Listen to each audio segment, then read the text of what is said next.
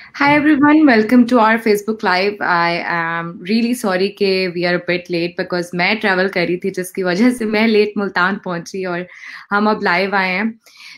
कोविड-19 की जब से टाइम शुरू हुआ है उससे पहले भी पाकिस्तान की इकोनॉमी के हालात कोई बहुत आइडियल नहीं थे, बट उसके बाद से we have always been hearing के इकोनॉमी के हालात बहुत खराब हो गए हैं, बहुत बुरी हो गई है इकोनॉमी। बट एक ले मैन के लिए इसका क्या मतलब है, इकोनॉमी खराब होने का क्या मतलब होता है, what does this all mean? उसके लिए आज हमारे साथ ज़िशान हाशिम मौजूद हैं। एक लंबा चौड़ा प्रोफाइल है इनका जो कि हम लोगों ने इसकी डिस्क्रिप्शन में शेयर भी किया हुआ है। But interestingly Zeeshan is a PhD scholar right now, economy पे बड़ी गहरी नजर है, एक किताब लिखी है इन्होंने, but he was humble enough to join this live session, so thank you so much Zeeshan. Straight away पहला क्वेश्चन पूछती हूँ आपसे कि ये मतलब चक्कर क्या है, जब से हम बड़े हुए हैं हम यही सुनते रहे हैं कि पाकिस्तान की इकोनॉमी बहुत खराब है, बहुत खराब है, बहुत खराब है।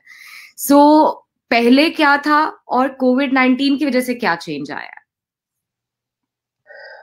बिस्मिल्लाहिर्रहमानिर्रहीम। सबसे पहले लाइबा आपका बहुत बहुत शुक्रिया कि आपने मुझे अपने प्रोग्राम में मदऊ किया। देखें, जो पहले तो ये देखना चाहिए कि जब हम लोग कहते हैं कि इकोनॉमी ख़राब है तो उसका क्या मतलब होता है। पहली चीज़ ये है कि जब इकोनॉमी ठीक होती है तो उसका ये मतलब होता है कि इकोनॉमी के अंदर जो इकोनॉमिक एक्टिविटीज़ हैं तो वो मतलब ज़्यादा हैं, बढ़ रही हैं वक़्त के साथ-साथ। हम ग्रोथ रेट का मतलब ये होता है कि अगर 5% ग्रोथ रेट है, तो इकोनॉमिक एक्टिविटीज़ जो हैं वो 5% बढ़ी हैं बनिस्बत पिछले साल के। तो जब इकोनॉमिक एक्टिविटीज़ बढ़ती हैं तो उससे ये होता है कि लोगों की इनकम में इज़ाफ़ा होता है, एम्प्लॉयमेंट में इज़ाफ़ा होता है। तो पिछली जो गवर्नमेंट थी, तो जब वो हुकूमत छोड़ कर गए हैं, तो उस वक़्त जो ग्रोथ रेट था वो 5% से ज़्यादा था। तो इसका मतलब ये था कि इकोनॉमिक एक्टिविटीज़ जो थी वो 5% बढ़ी थी बनिस्बत उससे पिछले साल के। तो ये जब गवर्नमेंट आई है तो इसके आने के साथ पाकिस्तानी इकोनॉमी पर जो है वो शॉक्स बढ़ गए हैं, जिसको हम मैक्रो इकोनॉमिक शॉक्स कहते हैं, और इकोनॉमिक एक्टिविटीज़ बहुत स्लो हुई हैं तकरीबन 1.5 और 1.9 के दरमियान, और ये इंतहाई इंतहाई कम है। और अगर आप इन्फ्लेशन के साथ इसको मैयर करें तो इसका मतलब ये था कि हम एक तरह से लोगों की इनकम जो है वो नेगेटिव में चली गई थी और इकोनॉमिक एक्टिविटीज़ जो थी वो डिक्लाइन में चली गई थी। कोविड-19 के आने से पहले भी इकोनॉमी की बहुत बुरी सूरत हाल थी। कोविड-19 के आने से उससे ये हुआ है कि इकोनॉमिक एक्टिविटीज़ जो हैं वो लॉकडाउन की वजह से या दीगर जो आप हिफाज़ती इक़दामात लोगों को बताते हैं, तो उसकी वजह से इकोनॉमिक एक्टिविटीज़ कम हुई हैं। तो जब इकोनॉमिक एक्टिविटीज़ कम हुई हैं, तो आपका ग्रोथ रेट कम हुआ है, आपकी टैक्स कलेक्शन कम हुई है, लोगों की इनकम में कमी आई है, एम्प्लॉयमेंट में कमी आई है। तो उससे ये होता है कि लोगों का और मेयार ज़िंदगी ख़राब हुआ है, और साथ-साथ हुकूमत की जो कलेक्शन है, टैक्स कलेक्शन है, उसके कम होने से हुकूमत को मजबूरन कुछ अखराजात की तरफ जो है ना कमी करनी पड़ी है और कुछ अखराजात को कायम रखना पड़ा है। तो मतलब हुकूमत भी एक तरह से बैलेंस करने के चक्कर में चली गई है। तो बेसिकली जो है कोविड का असर ये हुआ है कि इकोनॉमिक एक्टिविटीज़ कम हुई हैं, गवर्नमेंट की इंस्ट्रक्शन की वजह से भी, और दूसरा ये भी हुआ है कि जब फॉरेन मार्केट के अंदर जो परचेज़ेज़ कम हुई हैं आपकी आपके डोमेस्टिक गुड्स की, तो उससे भी जो पाकिस्तानी इंडस्ट्रियलिस्ट था, जो ख़ास तौर पर एक्सपोर्टर्स थे, उन्होंने भी अपनी इकोनॉमिक एक्टिविटीज़ कम की हैं। और दूसरा इम्पोर्ट्स भी कम हुई हैं, क्योंकि जो लोकल जो इन्वेस्टर है उसको नहीं पता था कि 1 साल बाद सिचुएशन क्या होगी, तो उसने अपनी इन्वेस्टमेंट रोक ली। तो ओवरऑल जो है हम कह सकते हैं कि कोविड की वजह से इकोनॉमिक एक्टिविटीज़ कम हुई हैं और इकोनॉमी डिक्लाइन में गई है। सो ज़िशान, माय क्वेश्चन इज़ कि ये क्या सिर्फ सोलली पाकिस्तान के साथ हुआ है या डेवलपिंग कंट्रीज ने ज्यादा सफर किया इसकी वजह से, या डेवलप्ड कंट्रीज पे भी असर हुआ है? बिकॉज यू हैव से you look into the world economy as well.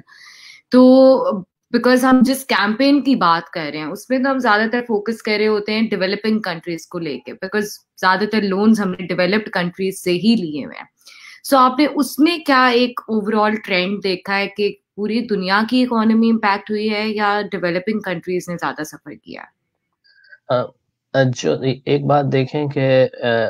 बुरा असर, नेगेटिव इम्पैक्ट तो पूरी दुनिया की इकोनॉमीज़ पर पड़ा है। اور ڈیولپڈ اکانومیز پر زیادہ پڑا ہے، اس کی وجہ ایک یہ ہے کہ وہ ڈائریکٹ اور اسٹرکٹ لاک ڈاؤن کی طرف گئے ہیں، اور وہ کنٹریز کے جہاں کرونا زیادہ نہیں پھیلا اور وہ لاک ڈاؤن کی وجہ سے نہیں گئے، تو وہاں اس کا اکنامک ایکٹیویٹیز پر کم اثر پڑا ہے۔ اچھا، یہاں دیکھیں دو چیزیں ہیں۔ ایک چیز یہ ہے کہ فار ایگزامپل اگر آپ کی لوکل اکانومی، ڈیولپنگ اکانومیز کی جو اکانومی ہے وہ زیادہ تر ڈیولپڈ اکانومیز کی طرف جو ایکسپورٹ ہے اس پر ڈیپینڈ کرتی ہے، یا ان کی طرف سے دی گئی فارن ایڈ پر ڈیپینڈ کرتی ہے، تو جب باہر کی اکانومی بھی خراب ہوئی ہے تو ان پر بھی اس کا اثر پڑا ہے، لیکن زیادہ جو اثر پڑا ہے وہ ڈیولپڈ اکانومیز پر پڑا ہے۔ دوسری طرف اگر دیکھیں تو ڈیولپڈ اکانومیز کے پاس جو ہے ایک پوٹینشیل موجود تھا فسکل پالیسی اور مانیٹری پالیسی کی شکل میں، ان کے پاس ایک کیپیسٹی موجود تھی کہ وہ اپنے لوگوں کو اگر اتنے عرصے کے لیے روک رہے ہیں اپنے گھروں کے اندر، تو ان کے بجٹ میں بھی اسپیس موجود تھی، ان کی فسکل اور مانیٹری پالیسی میں بھی اسپیس موجود تھی۔ آپ یہ دیکھیں یو ایس سے 3-4 ماہ کے لیے اس کی اکانومی ڈکلائن کی طرف گئی، اور پھر جیسے ہی کرونا کیسز کم ہوئے تو اس کی اکانومی نے ایک دم باؤنس بیک کیا۔ یہاں یو کے اندر جون تک جو ہے اکنامک ایکٹیویٹیز سلو ہوئی ہیں، لیکن جولائی، اگست، سپٹمبر جو ہے، اور اسپیشلی ایون جولائی بھی کہ جب جون بھی جب سچویشن ٹھیک ہو رہی تھی، تو 4 ماہ کے اندر اکانومی نے 15% پلس میں جا کر گروتھ کی ہے۔ تو ان کی اکانومی میں پوٹینشیل موجود تھا، فسکل اور مانیٹری پالیسی میں پوٹینشیل موجود تھا۔ ہمارے ہاں مسئلہ یہ ہے کہ ہماری مانیٹری پالیسی جو ہے آلریڈی مطلب اوور کیپیسٹی پہ چل رہی ہے، اسی طرح ہماری فسکل پالیسی جو ہے وہ پہلے ہی آلریڈی مطلب بہت زیادہ برڈن میں تھی۔ تو اس اوور آل سچویشن میں جب ٹیکس کلیکشن گورنمنٹ کے پاس کم ہوئی ہیں اور اکنامک ایکٹیویٹیز کم ہوئی ہیں، تو اس کا اثر یہ ہوا ہے کہ پاکستان پر بہت زیادہ منفی اثر پڑا ہے، اور اسی طرح ساری جو ڈیولپنگ اکانومیز ہیں ان پر بہت زیادہ اثر پڑا ہے۔ اس کی مین ریزن جو تھی وہ یہ تھی کہ ان کی مانیٹری اور فسکل پالیسی میں ڈسپلن نہیں تھا۔ اچھا، بفور وی گو ٹو کہ ہم نے انٹرنیشنل آرگنائزیشن سے جو ہم ڈیمانڈ کر رہے ہیں، پہلے اگر آپ تھوڑا سا ذیشان ہمیں یہ سمجھا دیں کہ ہمارے جیسے جو ڈیولپنگ کنٹریز ہوتے ہیں، جو تھرڈ ورلڈ کنٹریز ہوتے ہیں، ہماری اکانومی اتنی ہیویلی لونز پہ اور انٹرنیشنل ادارے پیسے لینے پہ کیوں ڈیپینڈنٹ ہوتی ہے؟ Why do we need that? One,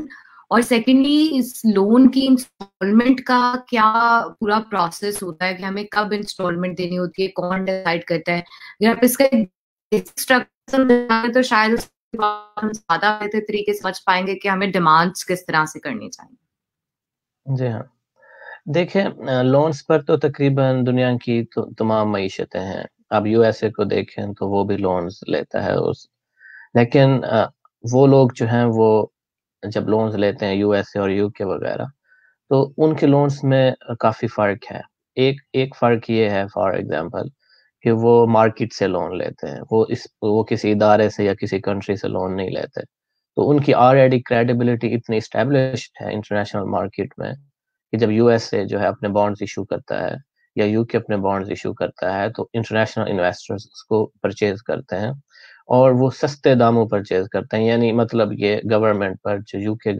اور یو ایس اے گورنمنٹ پر بہت زیادہ انٹرسٹ برڈن بھی نہیں پڑتا۔ اچھا، جبکہ پاکستان کی جو کریڈیبلٹی ہے، پاکستان جیسے کنٹریز تو انٹرنیشنل مارکیٹ میں اتنی کم ہے کہ اگر ہم اپنے بانڈز ایشو کریں تو لوگ بہت زیادہ رسک فیکٹر کی وجہ سے شاید ہمارے بانڈ لینا پسند نہیں کریں گے، اور ہم نے ٹرائی کی ہے اور انہوں نے واقعی پسند نہیں کیا۔ ہمارے پاس ایک ہی آپشن ہے، جیسے آئی ایم ایف ہو گیا اور ورلڈ بینک ہو گیا۔ تو پرابلم یہ ہے کہ جب آپ آئی ایم ایف کے پاس جاتے ہیں تو آئی ایم ایف کہتا ہے کہ ٹھیک ہے میں آپ کو سپورٹ کرنے کے لیے تیار ہوں، لیکن آپ تو ڈیپینڈنسی کی طرف جا رہے ہیں نا، آپ ہر بار مجھ سے پیسے مانگیں گے پھر واپس کریں گے، تو اس سے نہ میرا فائدہ ہے نہ آپ کا فائدہ ہے۔ تو طریقہ یہ ہے کہ میں پہلے آپ کچھ پالیسی پر عمل کریں، میں پالیسی ریکمینڈ کرتا ہوں، اور یا مجھے آپ پلان دیں کہ آپ اس پلان پر عمل کریں گے تو میں آپ کو پیسے دیتا ہوں، ادروائز نہیں۔ تو پھر یہ ان کے درمیان نیگوشیشن ہوتی ہے، اور پاکستانی گورنمنٹ بیٹھتی ہے اور کہتی ہے کہ یہ دیکھیں ہمارے پاس یہ ریفارمز کا پیکیج ہے، اور وہ کہتے ہیں کہ نہیں، اس ریفارم کے پیکیج میں آپ کی اکانومی نہیں سنبھل سکتی، تو یہ پیکیج ہماری طرف سے۔ تو پھر اس میں نیگوشیشن ہوتی ہے، اور اسپیشلی جو آپ کا بجٹ، جو فسکل برڈن ہے وہ کم کرنے کی بات ہوتی ہے کہ ڈیٹس کا برڈن بھی کم ہو، فسکل برڈن بھی کم ہو۔ تو پھر اس نیگوشیشن جب سکسیسفل ہوتی ہیں تو پہلے کچھ آپ کو نا ٹارگیٹ دیا جاتا ہے کہ آپ یہ جو پالیسی ہے آپ ان کو انیشیٹ کر کے دکھائیں۔ پاکستانی گورنمنٹ انیشیٹ کرتی ہے, اس کے بعد وہ فرسٹ انسٹالمنٹ دیتے ہیں, اور فرسٹ انسٹالمنٹ 1 سال کی اگر ہوتی ہے فار ایگزامپل, تو اگلے سال جب وہ بیٹھتے ہیں تو وہ ریویو کرتے ہیں کہ 1 سال کے دوران پاکستانی گورنمنٹ کی کیا پرفارمنس رہی ہے, اور اس پرفارمنس کی بیس پر وہ دوسرے انسٹالمنٹ دیتے ہیں. اور اس دوران یہ بھی ہوتا ہے کہ دوسرے انسٹالمنٹ سے بھی پہلے پاکستانی گورنمنٹ کے آفیشلز اور IMF کے آفیشلز بیٹھ کر دوبارہ سے بات چیت کرتے ہیں کہ کچھ پالیسیز دیکھیں ہم نے امپلیمنٹ کی ہیں اور کچھ نہیں ہو سکیں, اور تو وہ نیگوشیشن کا ایک پروسیس ہے جو چلتا رہتا ہے. پاکستان کی ہسٹری یہ ہے کہ پاکستان نے کم ہی جو ہے IMF کی ریکمنڈیشن پر عمل کیا ہے. عموماً پاکستان جو ہے 1-2 سال بعد بھاگ جاتا ہے اور IMF سے تعلق ختم کر لیتا ہے, اور جتنے پیسے ہوتے ہیں وہ آہستہ آہستہ واپس کر دیے جاتے ہیں. پورا کا پورا پروگرام نہیں چلایا جاتا. یہ گورنمنٹ جو ہے یہ کمیٹڈ ہے کہ ہم پورا پروگرام بھی چلائیں گے, اور شاید ان کو ایک اور پروگرام بھی IMF سے لینا پڑے. بٹ ذیشانت پوائنٹ از کہ ابھی جو ہم پچھلے تقریباً 2 ہفتے سے 3 ہفتے سے ایک کیمپین سوشل میڈیا پہ رن کی گئی آکسفیم کی طرف سے, جس میں ہم سب لوگوں نے یہ ہیش ٹیگس بھی چلائے, ان کا پالیسی پیپر بھی آیا ایک, جس کے مطابق کوئی 1800 ارب روپیہ ہے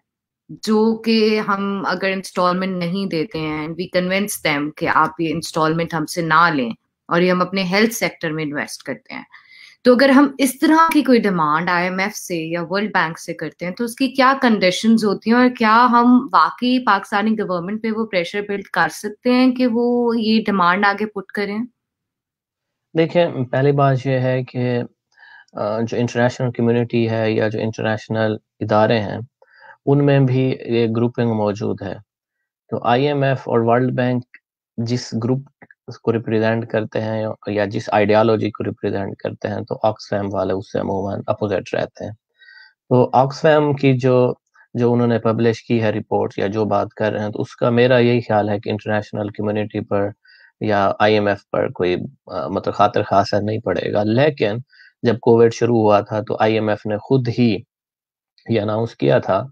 کہ ہم جو ہے ڈیٹ کنسیشنز کی طرف جائیں گے اور ڈیٹ ریلیفز دیں گے. یہ بات درست ہے, لیکن اگر ہم اس مفروضے کو مان بھی لیں کہ ہمارے لوگوں کی کمپین سے یا آکسفیم کی جو رپورٹ سے IMF کنسیڈر کرے گی بھی صحیح, تو اس میں کچھ پرابلمز ہیں. وہ پرابلم یہ ہے کہ جب آپ IMF سے کہیں گے کہ آپ جو ہے ہمیں کنسیشن دیں 1 سال کے لیے, اگلے سال دے دیں, اور ہم ہیلتھ پر خرچ کرنا چاہتے ہیں, تو IMF فوراً کہے گا کہ آپ مجھ سے کیوں کنسیشن مانگ رہے ہیں, آپ کے بجٹ میں آلریڈی اسپیس موجود ہے, آپ ادھر سے کٹ کریں اور ہیلتھ پر لگا دیں, اور ہم تو پہلے سے آپ کو کہہ رہے ہیں کہ ایجوکیشن اور ہیلتھ پر خرچ کریں. مثال کے طور پر فار ایگزامپل وہ آپ سے کہیں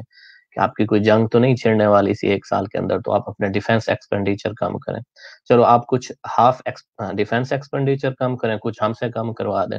تو جو نیگوشیشن ٹیبل پر آپ بیٹھیں گے تو ان کے پاس پوری اسٹیٹسٹکس ہوتی ہیں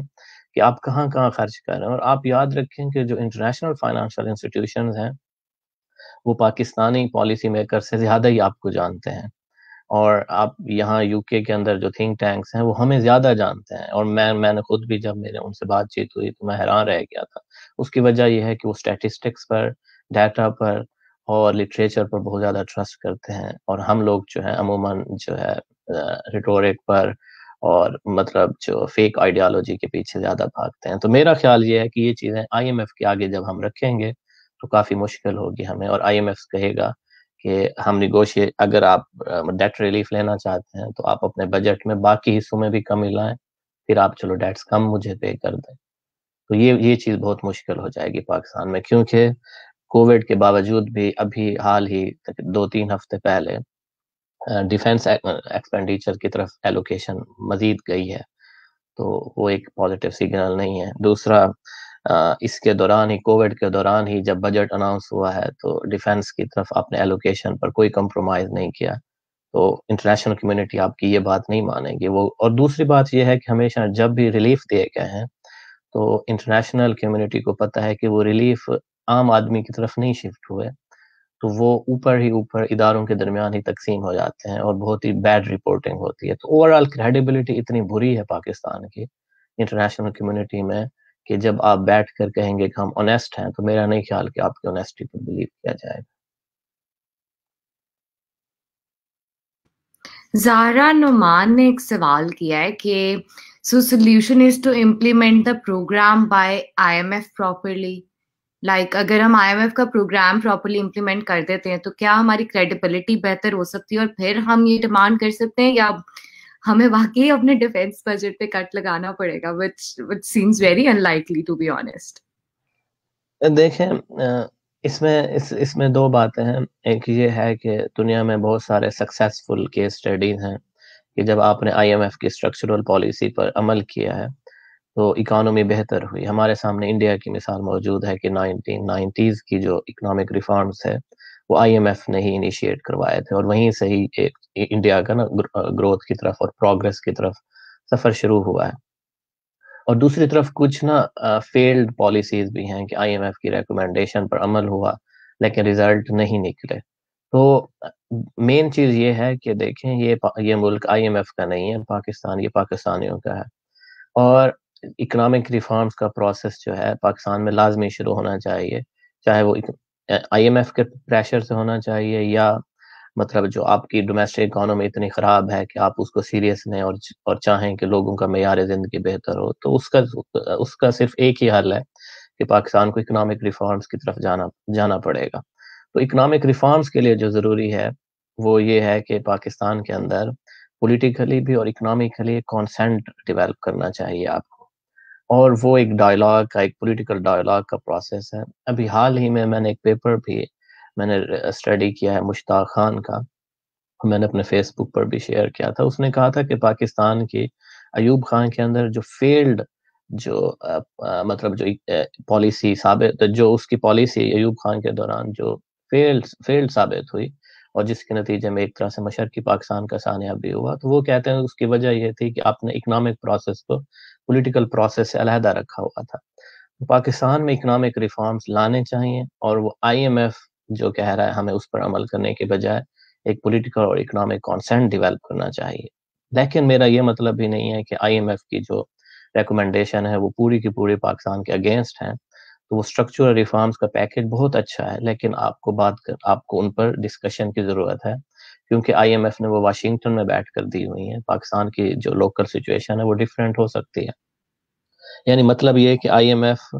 کی ریکمنڈیشن کو ریکنسیڈر کرنا چاہیے اور پولیٹیکل اور اکنامک کانسنٹ ڈیولپ کرنا چاہیے پاکستان میں. دوسرا کوسچن کیا تھا؟ اسی سے ریلیٹڈ یہی تھا کہ لائک اگر ہم لوگ ڈیفینس بجٹ کی طرف اس کی بیکاز اٹس ویری انفارچونیٹ کہ کووڈ کے دنوں میں ہمارے ہیلتھ کیئر میں وہ چیزیں انویسٹ نہیں ہو سکی. ہم نے بہت سارے اپنے ہیلتھ کیئر واریئرس کو کھویا ہے, ان کی جانیں گئی ہیں, ان کی وجہ سے ان کی فیملیز امپیکٹ ہوئی ہیں. And everybody was expecting کہ جب یہ بجٹ آئے گا, یا ابھی ریسنٹلی جو ڈیولپمنٹ ہوئی کوئی 2-3 ہفتے پہلے ڈیفینس بجٹ میں انکریمنٹ کی, تو ایوری بڈی واز ایکسپیکٹنگ کہ مے بی ہم اس دفعہ ان چیزوں سے سیکھ کے ہیلتھ کیئر میں انویسٹ کریں گے. So when we are not doing this, and جب ہم اپنے ڈیفینس بجٹ پہ بھی کمپرومائز نہیں کر رہے, ہم ہیلتھ کا بجٹ بھی انکریز نہیں کر رہے ہیں, تو I'm just wondering, it's just a very wild question, کہ کیا کوئی پاسبلٹی ہے کہ پھر ہمارے جتنے انٹرنیشنل اداروں سے, ایک تو ہماری ڈیمانڈ یہ ہے نا کہ ہم اس دفعہ والی انسٹالمنٹ کم کروا لیں یا وہ معاف کر دیں, لیکن اگر وہ نہیں کرتے ہیں تو بھی کیا کوئی ایسی پاسبلٹی ہے کہ we'll make a sensible economic decision and move toward investing in health ever? کیا آپ کی کسی اسٹڈی میں کبھی ایسا آیا ہے کہ پاکستان نے اس چیز کو کنسیڈر بھی کیا ہو, یا یہ صرف ایک شور ہے جو ہم مچا رہے ہیں, and in the end it's our family members اور people we know who are gonna die, اور کوئی فرق نہیں پڑے گا؟ دیکھیں, انٹرنیشنل کمیونٹی کی میں دوبارہ سے بات بتاؤں کہ میرے انفارمیشن کے مطابق ہے کہ جب کووڈ آیا تو اس کے دوران ورلڈ بینک نے ایک اچھی خاصی تعداد میں پاکستان کو فنڈنگ کی, اور یہ بہت ہی دلچسپ بات ہے جو میڈیا میں رپورٹ بھی نہیں ہوئی. تو بہت زیادہ فنڈنگ کی, لیکن پرابلم یہ ہوا کہ پاکستان نے اس فنڈنگ کو یوز کرنا تھا اپنے میڈیکل کے شعبے میں, ہیلتھ کے شعبے میں, اور لوگوں کو خاص طور پر جو کووڈ کے پیشنٹس ہیں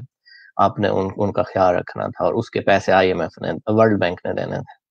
ہوا یہ ہے کہ پاکستان نے جو اسٹیٹسٹکس ورلڈ بینک کو جمع کروائی ہیں وہ اتنی اوور اسٹیمیٹڈ تھی کہ IMF اور پاکستان کے درمیان اس وقت جو ہے نا سوری ورلڈ بینک اور IMF پاکستان کے درمیان اس وقت صورتحال نسبتاً کشیدہ ہے، اور کہا جا رہا ہے کہ مطلب پاکستان پر الزام لگایا جا رہا ہے کہ اس نے بہت زیادہ اوور اسٹیمیٹ ہمیں نا بتایا ہے کہ ایک مریض پر اتنے لاکھوں خرچ ہوئے جبکہ حقیقتاً اتنے نہیں خرچ ہوئے. تو میں نے آپ کو پہلے ہی بتایا کہ ہماری کریڈیبلٹی بہت زیادہ خراب ہے. تو انٹرنیشنل کمیونٹی جو ہے، دیکھیں آپ پاکستان میں 2 پیرالل انویسٹمنٹس ہو رہی ہیں ایڈز کی. ایک ایڈ وہ ہے کہ جو ڈائریکٹ گورنمنٹ کو دی جا رہی. جب انٹرنیشنل کمیونٹی نے یہ فیل کیا ہے کہ گورنمنٹ کو دی جانے والی ہر ایڈ جو ہے وہ ہم الیٹس کی طرف ہی شفٹ ہو جاتی ہے اور لوگوں تک نہیں شفٹ ہوتی، تو انہوں نے NGOs کا شعبہ چنا کہ ڈائریکٹ NGOs لوگوں تک پہنچیں. اس میں بھی دیکھا گیا ہے کہ NGOs جو ہے نا رپورٹنگ صحیح نہیں کرتی اور یہ کہتے ہیں کہ ہم نے جو خرچ کیا تو اس سے یہ ریزلٹ آیا. تو NGOs والا بھی جو پروجیکٹ ہے تو انٹرنیشنل کمیونٹی میں یہ ڈسکس ہو رہا ہے کہ اس سے بھی کوئی ریزلٹ نہیں نکلے بنسبت اس کے کہ آپ گورنمنٹ کو دیں، کیونکہ NGOs کے اندر بھی ایک پورا کا پورا اسٹیٹس کو موجود ہے نا. تو I mean, to be very honest, Zeeshan NGOs میں بھی ہم اگر ہیڈس کی بات کریں تو زیادہ تر NGOs بھی اسی ایلیٹ کلاس سے، جیسے ایلیٹ کلاس سے وہ پیسے بچانے کے لیے انہوں نے گورنمنٹ کو نہیں دیے تھے. بالکل بالکل بالکل. اور وہ اسلام آباد میں بیٹھے ہیں اور انہوں نے آفس بنا کے اور وہ بھی پولیٹیکل جو ہے پاکستان کے اندر پچھلی گورنمنٹ کے دوران یہ ہوا ہے کہ اگر آپ کا پولیٹیکل ریسورسز نہیں ہیں تو آپ اپنی NGOs کو اسٹیبل نہیں رکھ سکتے. اور بلکہ اب ایک مشکل یہ بھی ہے کہ آپ کو ڈیفینس ادارے کو بھی اعتماد میں لے کر NGOs چلانی پڑتی ہیں، تو وہ بھی اس میں بھی ایک ڈیفینس ادارے کا اسٹیٹس کو انوالو ہو گیا. یہ بھی ایک پوری پولیٹیکل اکانومی موجود ہے. میں اور آپ NGO نہیں بنا سکتے اور اس کو سکسیسفلی نہیں چلا سکتے. This is basically like being a journalist and activist. We are seeing our people suffering. We are seeing کہ اس چیز کا possible solution یہ ہو سکتا ہے. So interestingly, جب ہم لوگ اس پوری ڈبیٹ میں تھے and we were discussing it and there was this point کہ فار انسٹنس اگر IMF ہمیں کہتا ہے کہ اچھا ٹھیک ہے اس دفعہ کی قسط نہیں دو اور تم لوگ جو ہے نا ہیلتھ کیئر فیسلٹیز بناؤ لوگوں کے لیے، تو مائی کنسرن واز کہ کیا وہ health care facilities government hospitals بنیں گی یا صرف CMH بننے والا ہے، because that's what our history has been. تو مطلب جب ہم لوگ خود ہی جانتے ہیں سب کو تو it becomes very difficult to defend our country at an international forum. تو I don't know آپ UK بیٹھ کے کس طرح سے ڈیفینڈ کر رہے ہوتے ہیں. نہیں میں نہیں ڈیفینڈ کرتا کیونکہ مجھے پتا ہے کہ وہ بہت مشکل ہو جاتا ہے. اور ڈیفینڈ آپ کس کو کریں؟ آپ پاکستانی پیپل کو ڈیفینڈ کرتے ہیں. میں جہاں بیٹھتا ہوں تو میں کہتا ہوں کہ ہمارے لوگ جو ہیں وہ ترقی کرنا چاہتے ہیں اور پوٹینشیل موجود ہے، اور پوری دنیا کے ہر شہری میں پوٹینشیل موجود ہے کہ وہ ترقی ہر کوئی چاہتا ہے نا کہ اس کا اسٹینڈرڈ آف لائف اچھا ہو، کون نہیں چاہتا. لیکن میں نے کہا کہ مین پرابلم یہ ہے کہ پاکستانی جو اکانومی ہے یا جو پالیٹکس ہے وہ زیادہ تر الیٹس کو ریپرزینٹ کرتی ہے. تو میں یہاں بیٹھ کر پاکستانی الیٹس کو تو ڈیفینڈ کیوں کروں گا؟ اپنے لوگوں کو ڈیفینڈ کرنا میرا حق ہے اور میں کرتا رہتا ہوں. اچھا، دوسری چیز یہ ہے کہ آپ کا جو پہلے کوشچن تھا وہ یہ تھا کہ آپ کو لگتا ہے کہ یہ جو ہیلتھ کی طرف اور ایجوکیشن کی طرف اگر ہم ایڈ کریں تو بہت زیادہ سیریس ہے اور کنسرنڈ ہے. ایسی بالکل سچویشن نہیں ہے. دیکھیں،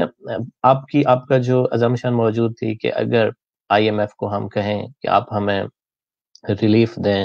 اور ہم بہت زیادہ کنسرن ہیں، بہت زیادہ سیریس ہیں،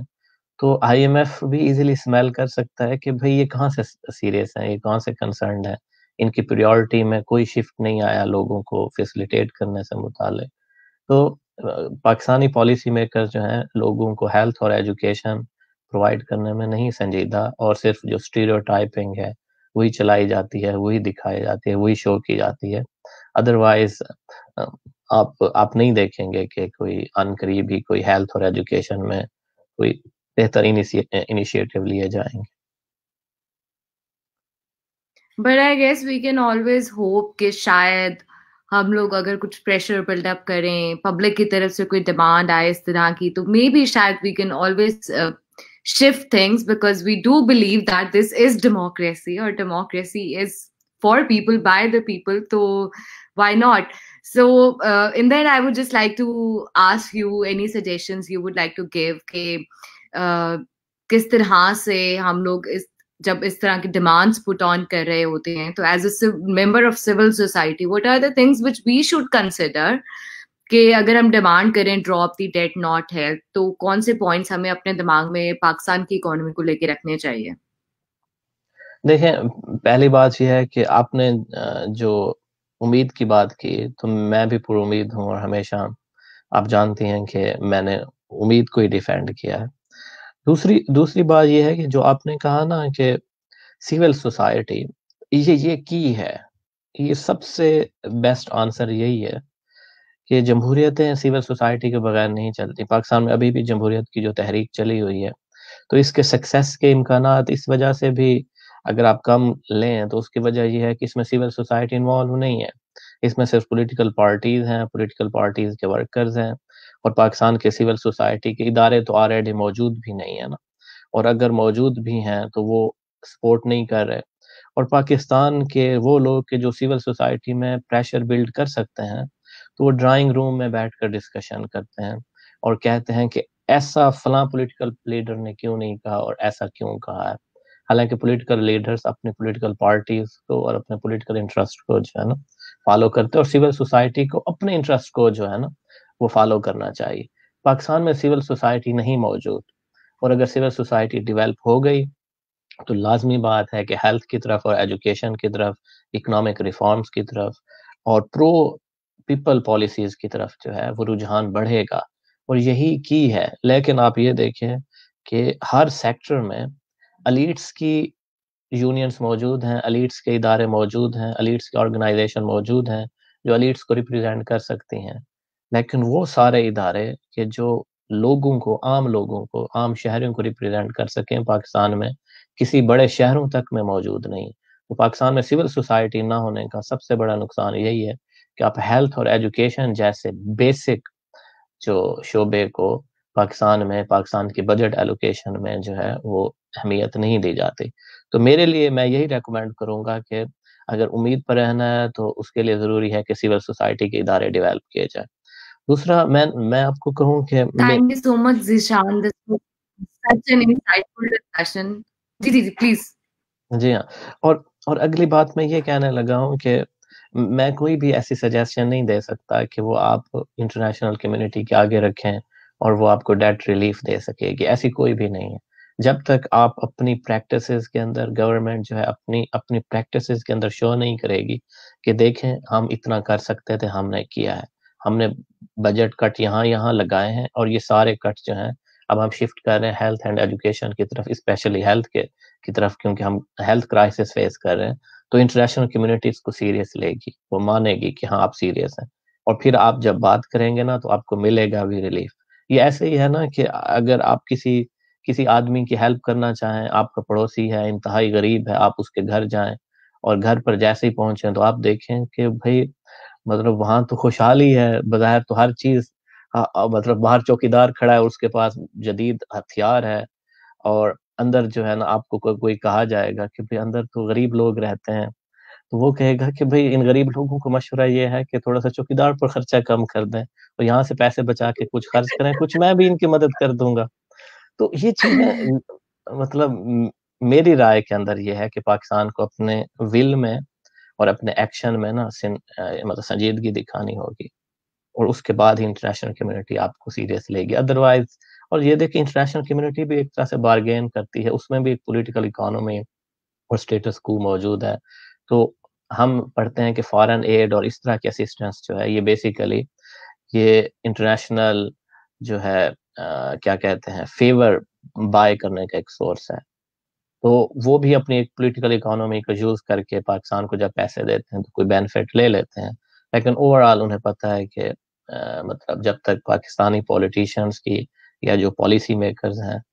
ان کی مطلب جو ہے نیت میں اور ایکشن میں سنجیدگی نہیں ہوتی تو کوئی ریزلٹ نہیں آنے والا. Thank you so much Zeeshan, because یہ دو بہت امپورٹنٹ پوائنٹس تھے جہاں آپ نے اینڈ کیا. اینڈ آئی گیس کہ جب تک سول سوسائٹی ہماری اسٹرانگ نہیں ہوگی اور ایک پورا مومنٹم نہیں بلڈ اپ ہوگا ان ڈیمانڈس کو لے کے کہ ہم لوگوں کو ہیلتھ میں اور ایجوکیشن میں انویسٹ کرنا چاہیے, تب تک اٹس ناٹ پاسبل کہ ہماری گورنمنٹ پہ کوئی پریشر پڑے. And then again, of course, چوکیدار والا point تو it's always there. We keep discussing that. We keep saying that.